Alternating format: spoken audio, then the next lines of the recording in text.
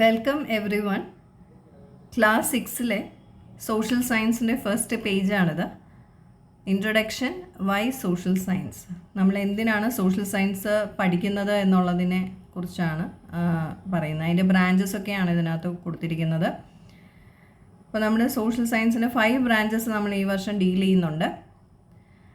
അതിൽ theme A deal ചെയ്യുന്നത് ജോഗ്രഫിയാണ്.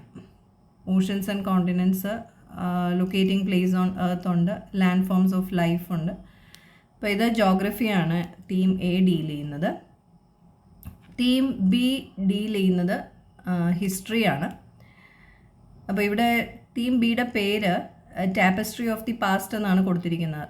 അപ്പോൾ ടാപ്പസ്ട്രി എന്ന് പറഞ്ഞാൽ actually it's A very beautiful cloth.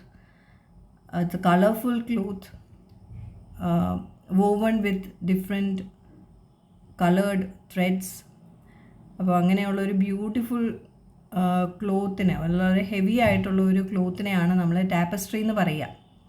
അപ്പോൾ ഇവിടെ ടാപ്പസ്ട്രി ഓഫ് ദി പാസ്റ്റ് എന്ന് പറഞ്ഞാൽ ഹിസ്റ്ററിയാണ് ഉദ്ദേശിക്കുന്നത്. എന്ന് വെച്ചാൽ history deals with lot of incidents.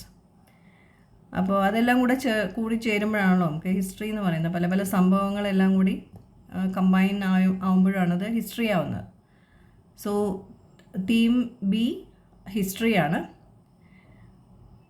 Theme സിയിൽ ആക്ച്വലി നമ്മൾ കൾച്ചർ, ഹെറിറ്റേജ് ഒക്കെയാണ് ഡീൽ ചെയ്യുന്നത്. അത് ആന്ത്രപ്പോളജിയാണ് അതിൻ്റെ ബ്രാഞ്ച് വരുന്നത്. കൾച്ചറൽ ഹെറിറ്റേജും ഒക്കെ ഡീൽ ചെയ്യുന്ന ആ ഒരു ബ്രാഞ്ച് ഓഫ് സോഷ്യൽ സയൻസിനെ നമ്മൾ ആന്ത്രപ്പോളജി എന്നാണ് പറയുന്നത്. അതാണ് ഇവിടെ പഠിക്കാൻ പോകുന്നത്.